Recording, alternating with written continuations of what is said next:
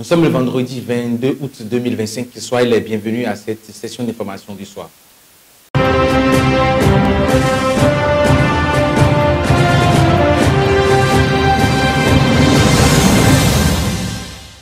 Nouveau coup de filet contre les cybercriminels sur le continent africain. En effet, dans un communiqué diffusé ce vendredi 22 août 2025, Interpol annonce que les polices d'une dizaine de pays africains ont démantelé d'importants réseaux de cybercriminalité et de fraude.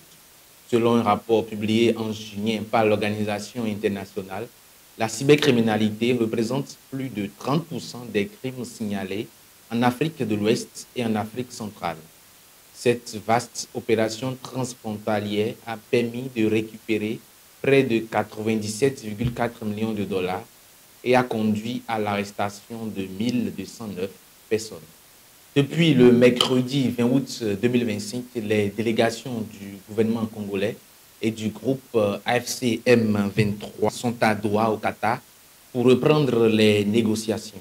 Ces pourparlers, initialement prévus le 8 août, ne s'ouvrent que maintenant, après de nouveaux combats sur le terrain, l'agacement des États-Unis qui suivent le processus et la pression du Qatar, pays hôte.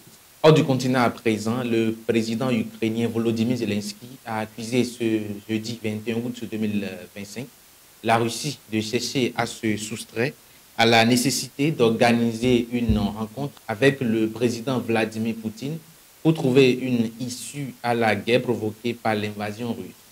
À l'heure actuelle, les signaux envoyés par la Russie sont tout simplement indécents.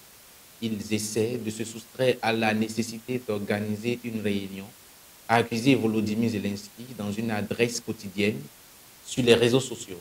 Et pour finir, ce vendredi 22 août 2025, l'ONU a officiellement déclaré la famine à Gaza, la première à toucher le Moyen-Orient après que ses experts ont averti que 500 000 personnes se trouvaient dans un état catastrophique.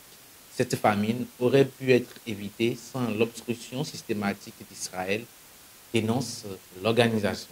Ce sera tout pour ce condensé de l'actualité en Afrique et dans le reste du monde. Merci à tous de l'avoir suivi.